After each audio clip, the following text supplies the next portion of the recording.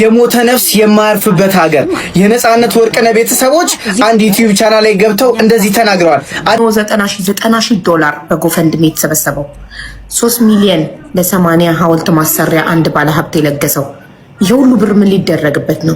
ሰላም ውድ የተከበራችሁና አይዝሮዳችሁ የዚህ ቻናል ቤተሰቦች እንዴት ናችሁ? ሰሞኑኛ ወቅታዊ አነጋጋሪ የሆነ ጉዳዮችን ይዤላችሁ መጥቻለሁ። ታዲያ ቤተሰቡ ለቻናላችን አዲስ ከሆናችሁ ቻናላችንን ሰብስክራይብ፣ የምንለቃቸውን ደግሞ ቪዲዮዎች ላይክ ማድረጋችሁን ቀጥሉበት። ወደ ቪዲዮቹ በትላንትናው ዕለት በስውሯ ማርያም ቤተክርስቲያን ሰማይ ላይ እጅግ በጣም አስገራሚ እጅግ በጣም ብዙ ሰዎችን ያስገረመ እጅግ በጣም ብዙ ሰዎችን ሲቀበሉት የነበረ አንድ ቪዲዮ ነበረ። እስኪ ቪዲዮ አይተን እንመለስ። አይታየም እንዴ?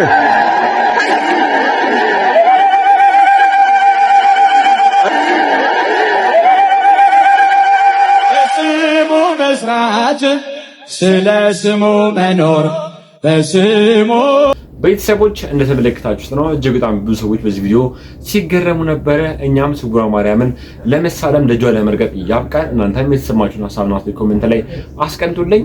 ወደ ኔክስት ቤተሰቦች ነጻነት ወርቅነህ ቤተሰቦች እጅግ በጣም አስገራሚና አነጋጋሪ የሆኑ ተሰምተው ያልነበሩ መረጃዎችን እየወጡ ይገኛሉ። ታዲያ ውሻ በቀደደው ሌላ ነገሮች ይገባሉ እንደሚባለው ሁሉ ቤተሰቦቹ ለተለያየ ሰዎች መንገዱን ከፍተዋል። ከዚህ በኋላ ስለ ነጻነት ወርቅነህ የተለያዩ ሰዎች የተለያዩ ነገሮችን እየተናገሩ ይገኛሉ። ቤተሰቦቹ ግን ይሄን ነገር በድጋሚ ባያነሱት ኖሮ ማንም ሰው በድጋሚ ነጻነት ወርቅነህን ስም ያነሳል ብዬ አላስብም ነበረ። እስኪ በዚህ ዙሪያ አንዳንድ ቪዲዮችን አይተን እንመለስ። ለካ የነጻነት ወርቅነህ ባለቤት ባሏ ነጻነት ወርቅነህ አሜሪካ ላይ ህመም ላይ ያለ ለሷና ለልጆቿ የሚሆን ምግብ አብስላ እሱን ግን ተነስተህ ራስህ መትበላውን ራስህ አብስለህ ብላ ትለው ነበር። ለካ የነጻነት ወርቅነህ ባለቤት አዲስ አበባ ላይ ከእናቷ ጋር ከሚኖርበት ቤት ከፈለክ ያለን ቁሳቁስ ይዘህ ከዛ ቤት መውጣት ትችላለህ ብላ ስትናገረው ነበር።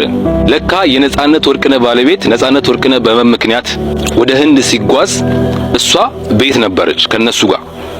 ነገር ግን መሄድ ስላልፈለገች የሄዱት የሱ ወንድምና እህቱ ነበሩ። ከዚህ ጋር በተገናኘ የነጻነት ወርቅነህ ቤተሰብ ወጥተው የተናገሩትን ነገር እየሰማችሁ የነጻነት ወርቅነህ ነፍስ ይረፍበት ዝም ብትሉ ነው የሚሻለው ምናምን እያላችሁ የምትናገሩ ሰዎች እመኑኝ፣ በነጻነት ሞት ከነሱ በላይ እናንተ አልተጎዳችሁ። ሲቀጥል የነጻነት ወርቅነህ ነፍስ የምታርፈው እሱ በህይወት እያለ ሲደርስበት የነበረው መከራና እንግልት አሁን ከሞተ በኋላ እውነቱ ሲወጣ እንጂ ሲደፋፈን አይደለም። የነጻነት ወርቅነህ ሚስት ነጻነት ላይ አደረገች የተባሉት ነገሮች በሙሉ ደግሞ የመጡት ከራሱ ከነጻነት ነው። በህይወት እያለ ለወንድም ለእህቶቹ ከተናገረው ላይ ወስደው ነው የተናገሩት። ስለዚህ የነጻነት ነፍስ የምታርፈው ሰላሟን የምታገኘው ልጁ በህይወት እያለ የተሰቃየው እውነት ከሞተ በኋላ ሳይደፋፈን ሲቀር ነው፣ እንደዚህ ይፋ ሲወጣ ነው። ስለዚህ ባካችሁ አትፍረዱ። አይደለም እህት ወንድሞቹ ይቀርናኮ እኛ ባዳዎቹ በሚዲያ ምናቀው አዝነንለታል አይደለ? አስቡት ደግሞ እንደ ቤተሰብ እነሱ ምን ያህል እንደሚያዝኑ። ምንም ብናዝንለት ምንም በሱ ሞት እኛ ቢሰማን እመኑኝ ከነሱ በላይ ከእህት ከወንድሞቹ በላይ ሊሰማን አይችልም። ስለዚህ የነጻነት ወርቅነህን ቤተሰብ እየወጣችሁ የምታሸማቅቁ አካላት ይሄ ነገር በኔ ወንድም ላይ ቢደርስ ምንድነው የሚሰማኝ ብላችሁ ሁላችሁም ራሳችሁን ልትጠይቁ ይገባል። የወንድማችንን የነጻነት ወርቅነህን ነፍስ ፈጣሪ ይማር። ለቤተሰቦቹ መጽናናትን እመኛለሁ። ይሄንን ቪዲዮ አድርሱልኝ። አመሰግናለሁ። ቤተሰቦች እንደተመለከታችሁት ነው የወንድማችን ሲናገር የነበረው ነገር እጅግ በጣም ትክክል ነው። ምክንያቱም ቤተሰቦቹ የነጻነት ወርቅነህ ጉድ እንኳን ከነበረው ጉዱን መደበቅ የነበረባቸው። ምክንያቱም ነጻነት ወርቅነህ ከዚህ ዓለም በሞት ተለይቷል። ከዚህ በኋላ ምንም የሚያስፈልግ ነገር አለ ብዬ አላስብም። ከተቀበረ ብዙ ነገሮች ካለፉ በኋላ በድጋሚ ደግሞ ይህን ሀሳብ መቀስቀሱ አስፈላጊነት የለውም ብለው የተለያዩ ሰዎች ሀሳብና አስተያየታቸውን እየተነጋገሩ እየተለዋወጡ ይገኛሉ።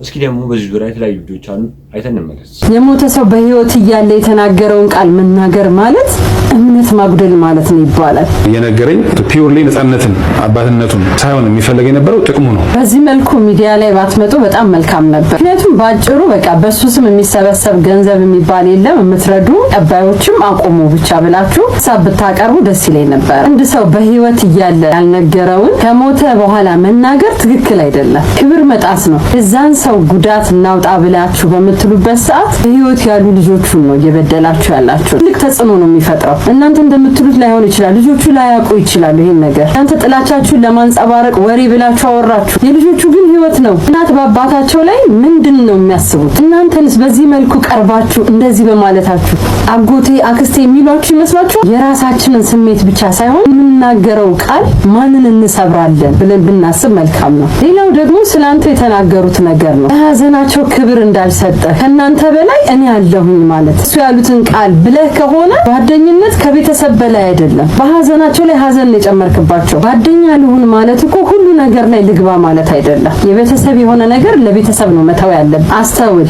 የጓደኛህን ስም ለማስጠበቅ ስትመጣ ቤተሰቦቹን ክብር መጠበቅ ግድ ይልሃል። ቤተሰብን አግልሎ ስለ ነጻነት ለማንያም ሆነ ስለ ሌሎች ጉዳይ መወያየት ተገቢ አይደለም። እዚህን የምትወደው ከሆነ ቤተሰቦቹን አክብር። ጓደኛ ቤተሰቦች ለአንተም ቤተሰቦች ናቸው። ሌላውና በጣም ያዘንኩባችሁ ነገር ደግሞ በእናንተ ነው። አንድ ሰው በህይወቱ የተከፋበት በወቅቱ ያዘነበት ፊል ያደረገበት ነገር ኖሮ እንደ ቤተሰብ ሊያወራችሁ ይችላል። ያንን ነገር ደግሞ ይዛችሁ ወጣችሁ ሚዲያ ላይ ጥቅም ነው የሚፈልገኝ ነው አይፈልገኝ እኔ ሰው የለኝም ኧረ በማርያም አይባልም። በእውነት አልባት እኮ ይሄንን ቃል የተናገረው በሰዓቱ ከፍቶት ሊሆን ይችላል። ከዛ በኋላ እኮ ፍቅር ሆኖ የጓደኝነት ጥግ አሳይተውትም ሊሆን ይችላል። ለምን እስከመጨረሻው ይሄ ሰው አብሮት ሆኖ ተጠርቷል እኮ ና ተብሎ የተጠራው እሱ ነው አይደል? እንደምትሉት አይነት ሰው ቢሆን እኮ ይርቀው ነበር። ገና ለገና እሱ ህይወቱ አልፏል ብሏችሁ ትናንት በሚስጥር ብሎ የከፋውን ስለነገራችሁ ዛሬ በአደባባይ ታወጣላችሁ የሚባል አባባል አለ። ሰው በህይወት እያለ የተናገረውን ቃል መናገር ማለት እምነት ማጉደል ማለት ነው ይባላል። እሱ እኮ ስጋዬ ናችሁ ብሎ ነው ያወራችሁ። እውነት የሞተ ሰው ቀና ብሎ ቢያይኖረው ምን እንደሚል ታውቃላችሁ? ወይኔ ይሄን እኮ የነገርኳቸው ቀን አስናቅ አስከፍቶኝ ነበረ። ከዛ በኋላ እኮ ብዙ ነገር አድርጎልኛል። እንዴት እንደዚህ በሚዲያ እንዲህ ይላሉ የሚለው በእውነት እግዚአብሔር ለሁላችንም ማስተዋልን ልቦናን ይስጣል። እግዚአብሔር ያበርታችሁ። ችሉ ሃይማኖታችሁ በንስሐ አባት በሽማግሌ ላማውርዱ። ቤተሰቦች እንደሰማችሁት ነው ወንድማችን ሲናገር የነበረው ነገር ትክክል ነው። የሞተን ሰው ሞቀስ አያስፈልግም። ምናልባት ነጻነት ወርቅነህ በህይወት እያለ የተለያዩ ነገሮችን አድርገው ሊሆን ይችላል። በሳሌ ደግሞ እጅግ በጣም አብዝቶ እየተወቀሰ ያለው የቅርብ ጓደኛው ነኝ ሲባል የነበረው አስናቀ ነው። ታዲያ አስናቀ እጅግ በጣም አስገራሚ ነገሮች እየወጡበት ይገኛሉ ከቤተሰቦቹ። እስኪ ደግሞ ሌላ አንድ ቪዲዮ ከእህቱ አንደበት ሰምተን ነበር። እያንዳንድሽ እንደኔ አልተጎዳሽም እኔ ነኝ በጣም ያዘንኩት አይነት ነገር የሚባል ነገር ነበር። ለምን ወንድም እህት እናንተ ናችሁ። እናንተ ማትጎዱበትና ማታዝኑበት ምክንያቱ ምንድነው አልገባኝም። እንግዲህ እኔ አላቅም ብቻ ለማንኛውም 29 ዓመት ደግሞ በዛ ላይ ምሽዩን 29 ዓመት ማለት ነው። አንድ ሰው እኮ ፍሬው ነው የሚታየው። 29 ዓመት ስትኖር እኛው ስንመጣ ለእያንዳንዳቸው ጓደኞች ለነሉባክ ለሙሉ አንድ ቆርኪ መጠጥ እንደጠጣ ከእናንተ ጋር ነው የሚውለው ነገር እኔ ይመሰክራሉ። አደራችሁ ቆርኪ በቆርኪ ከአንድ ዓመት በኋላ ይቻላል ችግር የለውም ለ7 ወር በትክክል እንደተጠቀመ አውቃለሁ እኔ ተብሏል። ጓደኛ ማለት እኮ እኔ በፖሊስም ቢሆን አሳስባለሁ። እውነት እንደዚህ ሞደው ከሆነ ማለት ነው እውነት ለሱ ህይወት የምሳሳለት ከሆነ ይሄን ነገር መከላከል ይቻል ነበር።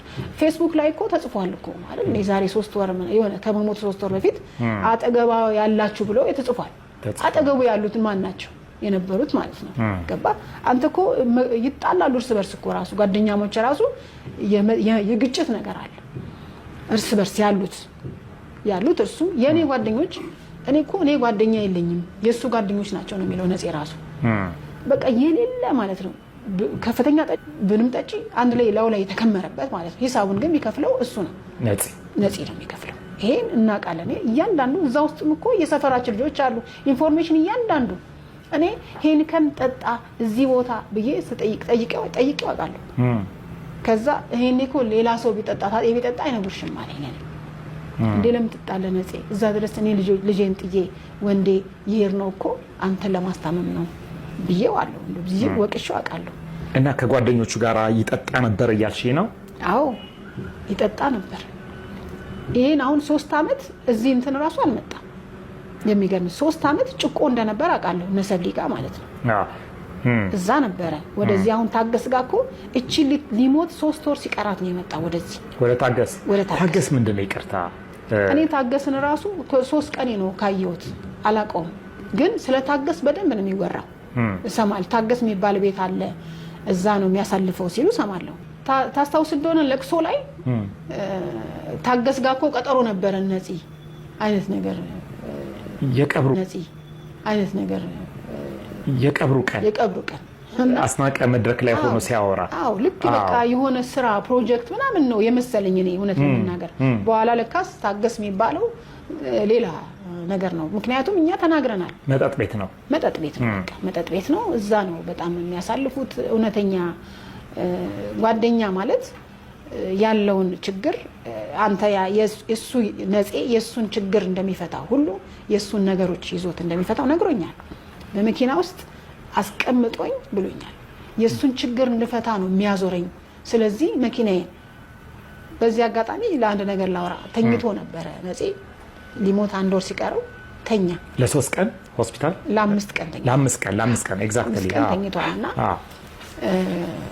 በጤናው ጉዳይ ላይ ተዋወራን ከሴትዮዋ ጋር እንዴት ነው ምናምን ስላት ከሴትዮዋ ጋር አክሱም ትሄድ ነበረ በአጋጣሚ ደወለችልኝ እንዴት ነው በቃ ሊድና እኔ ጧት ምግብ ላብስልለት ብያልኩ ምክንያቱም የልጁ የምግብ ችግር እንደሆነ ይሰማኛል ምክንያቱም እኔ ለዛ ነው ምግብ ማበስልለት ዘይቱም ሁሉንም ኦሊቭ ዘይት በቃ በመጠኑ የሚሆነው ለሱ የሚመቸው ለሱ የሚስማማው እንደበላ የማስመለስ ምናምን ነገር ስላለ እንደዛ ሲሆን እኔ የምሰራለት ነገር አያስመልሰው በቃ ይስማማዋል ሰው ደግሞ ልክ ስታስመልስ በህመሙ ሳይሆን የሚመስለው ጠጥተ ነው የሚመስለው ይሄ ራሱ መገፋት በጣም ከባድ ህይወት ገጥሞታል ይሄ ከደወለ እኔ እኮ መኪና ከገዛ በኋላ ነው የራቀኝ ምናምን ሲለኝ አሁንም እውነተኛ ጓደኛ ከሆንክ እሱ ፊት አንተ ኋላ እየነዳ መኪና መግዛቱንማ በጣም ነው የወደድኩት እንዴት እንደፈነጠዘ ብታይ መኪናውን ሲገዛ እኔ በጣም ነው ደስ ያለኝ ገና ቤተም እንገዛለን እንደዚህ ብየው የዛኔ ተኛ ሆስፒታል መጣ እኔ ነፂ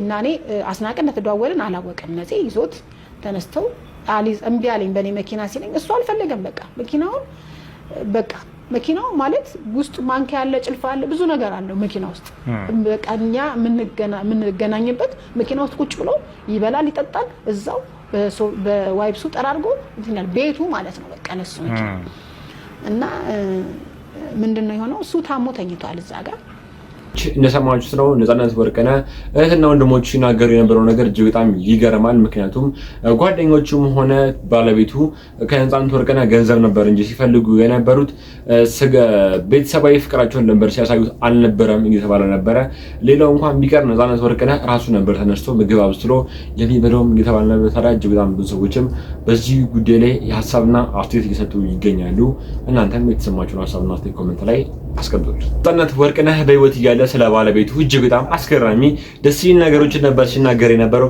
እሱ ግን በህይወት ካለፈ በኋላ ሲሰማው ነገር ደግሞ ሌላ ነው ያኔ ታዲያ ሰይፉ ፋንታሁን ላይ ነፃነት ወርቅነህ ቀርቦ እጅግ በጣም ደስ የሚል ትዳር ውስጥ እንዳለ ነበር ሲያወራ ሲናገር የነበረው እስኪ የነፃነት ወርቅነህ ንግግሮችን ሰምተን እንመለስ ባለቤት ሙሉ ጊዜ ሰራተኛ ነች ሙሉ ጊዜ ሰራተኛ ነበረች አሁን ወደ ትምህርቷ ዘምራለች ስለዚህ አንተ ልጆቹን የመጠበቅ ኃላፊነት አለብህ ኃላፊነት ነበር ብንተወጥቼ እንደው አላውቅም ባለቤቴ በጣም ጎበዝ ናት እኔ እንዴት ተዋወቃችሁ አርቲስት ነች ወይስ አይ አርቲስት ምን በወጣት ከአንድ ቤት ሁለት ሰው ይቀቀላል እንዴ በኮፒራይት ከአንድ ቤት ሁለት ሰው ይቀቀላል እንዴ በኮፒራይት ምንድነው ፕሮፌሽኗ ሙያዋ በአካውንቲንግ በሴክሬታሪ ምናምን ተመርቃለች እሷ ዩኒቲ ስትማር እኔ ኑሮን ስማር ነው የተገናኘ ነው እንዳጋጣሚ ሰፈራችን የነሱ ቅርብ ሰዎች ነበሩና ሀዘን ተፈጥሮ እዛ ነው የተገናኘ ነው እንደ ጳውሎስ ኞኞ እሱም እንደዛ ነው እንዴ ስታለቅስ ደስ አለችኝ ማለት አባቷ ሞቶ የጳውሎስ ኞኞ ባለቤት ሲያለቅሱ አጽናኝ መስሎ ነው የገና ብዙ ሰው የሴቱን ውበት የሚያገኘው ሰርግ ቤት ነው አይደለ ጋሽ ጳውሎስ ግን ያገኘው ለቅሶ ቤት ነው ስለዚህ ነፃነት ኞኞ ይያዋል እንደዛ ተቀራረብን የዛን ጊዜ ግን እኔ ቲያትርን አይታጣቀም እኔ የዛን ጊዜ የዳዊት ኢንዚራ የሚባል ቲያትር ነበር የምሰራበት ማለት ነው ግን አላየችውም ነበር እሺ እና አሜሪካ ሄዳ ስትመለስ ነው ፍሬሽማንን እየሰራው ያገኘች ስትመለስ ነው ቲያትር ያየችው ማለት ነው እና ቆንጆ ነው ተውቡቃችን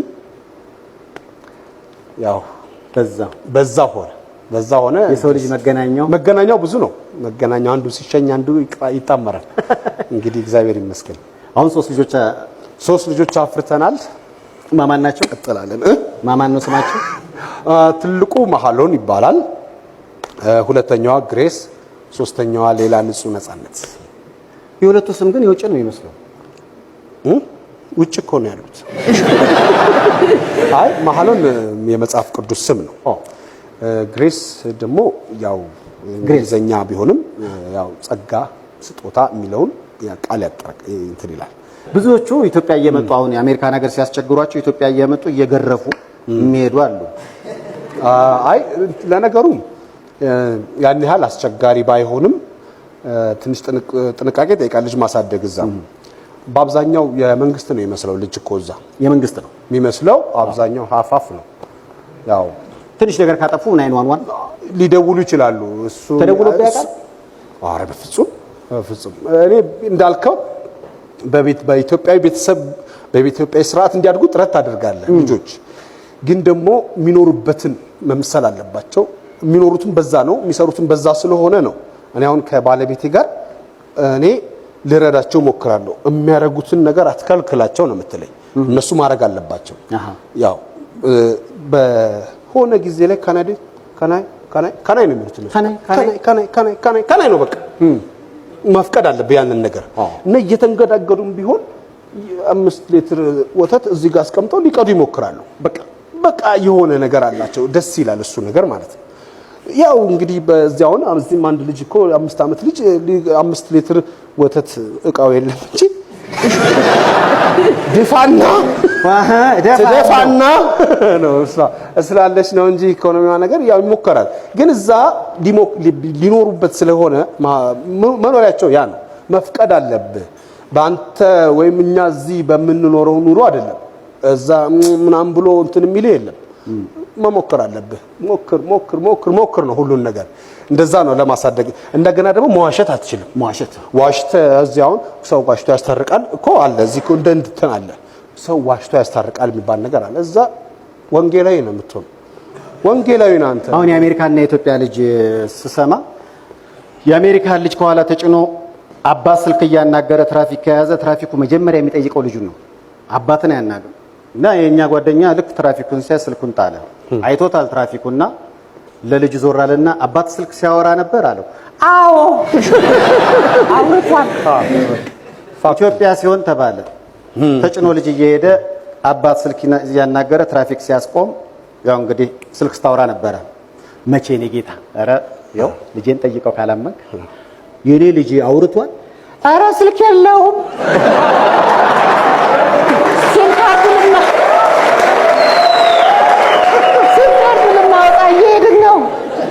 የኢትዮጵያ ልጅ እና ስናሳድጋቸው ከውሸት ጋር ነው። በጣም አሁን እዚህ በስካይፕ ሲወራ አያቱ መጣለሁ ነገ መጣለሁ እሺ ብለዋለች ማለት ነው። መጣለሁ ነገ እሺ ብለዋለች። እሺ ምናምን ብሎ ጠዋት ገራማ ትመጣለች አለ እና መጣለሁ አላልሽኝም ነበር አለ። አይረሷትም ማንተ ማለት አለብህ። ስለዚህ እውነቱን ነው መናገር ያለብህ። በጣም የሚገርማችሁ ስትመጣ እንደ ዲያስፖራ በቀደም ዕለት ምሳ አብረን በልተን ነበርና በቃ ይሄ ስንት ዓመት ነው የቆየው? 3 ዓመት ሊሆነኝ 4 ወር ወይ 2 ወር ቀርቶኝ ነበር። ቲማቲም ቁርጥ ያው ጾም አይደለ አዘን ቢል ሲባል ያው እሱ ገና አልዘረዘርኩትም በሚል አልከፈለም። እኔ ነኝ ስከፍል ያየው 98 ብር ይላል። ቦታውን አንናገር። ይሄ ባለጌ አይደል? ምን እንዳለ ታውቃላችሁ? ቲማቲም ቁርጥ 98 ብር አለኝ። እጠይቃቸዋለሁ። አስተናጋጅ ና እስኪ ቲማቲሙን ቶርኖ ቤት ነው እንዲያስቆርጣቸው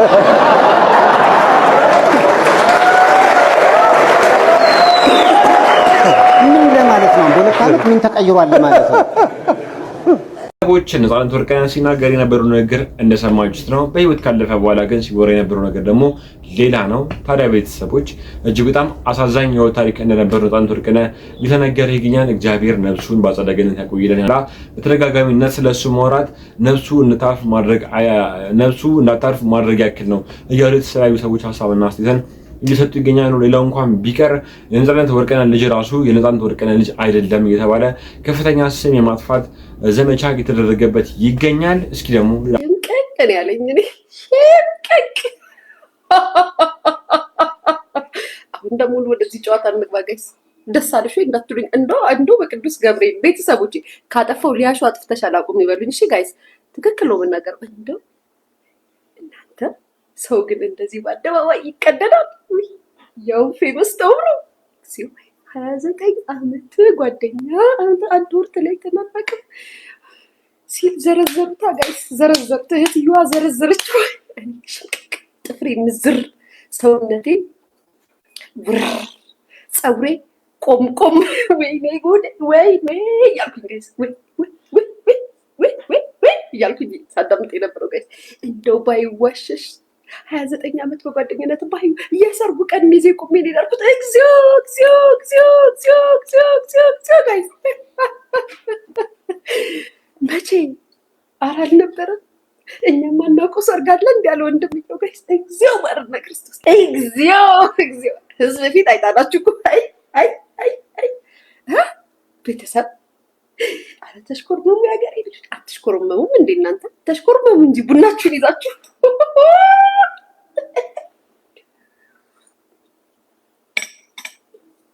ጋይስ አሁን እኔ ሳውራው አታጋግሉት ጋይስ ወሬውን ስሰማን እንደዛ ይሁን ነው የሰማሁት ከፈለጋችሁ ልክፈትላችሁ አንድ ሰው እንዳይናገረኝ ቤተሰብ ውሸት አድርጌ እኔ በስመ አብ እኔ ዋሾት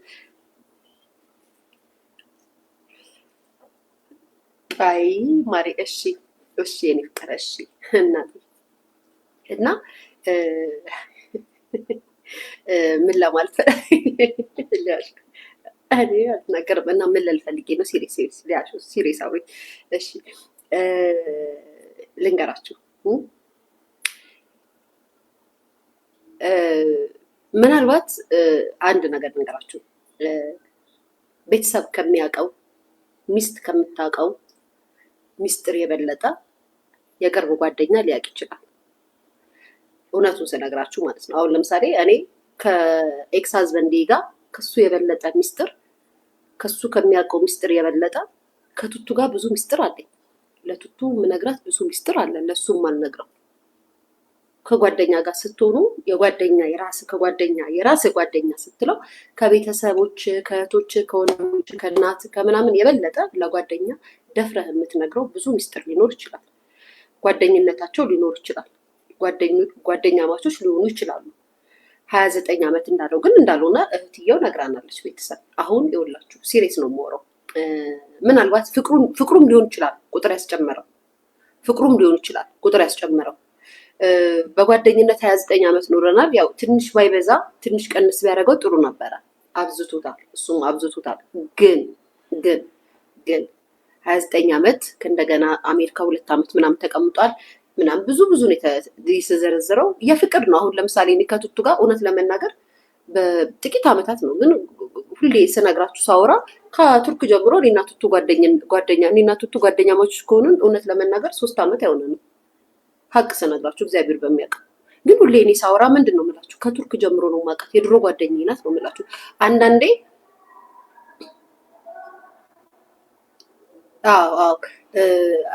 ላይክ ስትቀርቡ ጓደኛ ማቾች ስትሆኑ ቁጥሩን ፍቅር ቤተሰቦች ሊያሾ ስትናገር የነበረው ነገር እንደሰማችሁ ስለ የ20 ዓመት ጓደኝነት ነበረን ይጋል ነበር ደግሞ ቤተሰቦች እህትና ወንድሞቹ ደግሞ ነፃነት ወርቅነህ በህይወት የነበረ መኪና ነበረው እንዲሁም ደግሞ ከሞቱ በፊትም ከ8 ወር በፊት ነበር መኪናውን ይገዛው ያሉ ነበር ጓደኛው አስናቀቀን በቀብሩ ስነ ስርዓት ላይ ነፃነት ወርቅነህ ምን ንብረት አላፈራም ብሎ በነፃነት ወርቅነህ ስም ሊነግር ፈልጎ ነበር ጎፈንድሚም የተቋቋመው ለዚህ ዓላማ ሲል ነው ምንም ብር እንደሌለው አድርጎ ነው ያተወራብን እኛ ብር ቢሰበሰብ ምን መስጠት የፈለግነው ለመቄዶንያ የእርዳታ ድርጅት ነበረ ፈጽሞ ያልተስማማንበትና ያልፈቀድንበት ነገር ነው እየተካሄደ ያለው ከዚህ በኋላ አቁሙ በነፃነት ወርቅነህ ስም ምንም አይነት ገንዘብ እንዲሰበሰብ አንፈልግም እያሉ ይገኛሉ ቤተሰቦቹ ታዲያ ቤተሰቦች እናንተስ ምን አይነት ሐሳብና ምን አይነት አስተያየት አላችሁ የተሰማችሁን የግል ሐሳብና አስተያየት ኮሜንት ላይ አስቀምጡልን እውነቱ ያለው ማን ጋር ነው ጓደኛው ትክክል ነው ወይ ደግሞ ቤተሰቦቹ ትክክል ናቸው ወይ ደግሞ ነፃነት ወርቅነህ ያኔ በህይወት እየነበረ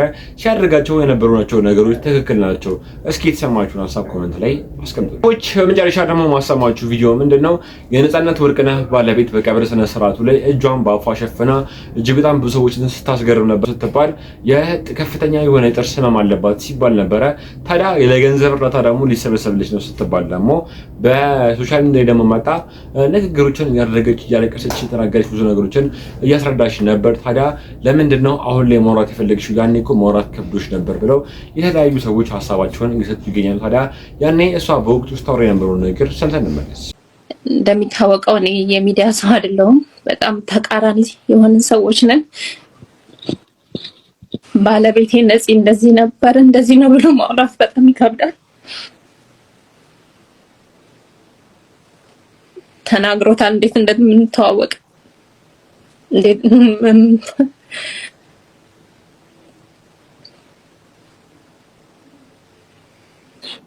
የኔ ህይወቴ ነበር፣ ጓደኛዬ ነበር።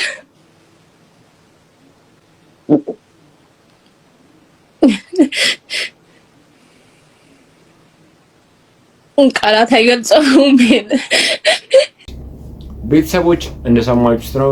እጅግ በጣም አስገራሚና የተወሳሰበ ጉዳይ ነበር። ሰምተን የተመለስነው ሁሉ ነገር ግን ቤተሰቦች እኔ ትክክል አይደለም ብዬ አስባለሁ። ምክንያቱም ባለቤቱን ካልናቁ አጥሩን አይነቀንቁ እንደሚባለው ሁሉ ቤተሰቦቹ ነፃነት ወርቅነህ በህይወት ካለፈ በኋላ ይህን ነገር ድጋሚ ባያነሱ ብዬ አስባለሁ። ምክንያቱም ነፍሱ በሰላም እንደታርፍ ማድረግ ሲቻል በድጋሚ ደግሞ አዲስ ፋይል ተቀስቅሶ ብዙ ህዝቦች እንዲነጋገሩበት እንዲቀበሉበት እየተደረገ ይገኛል።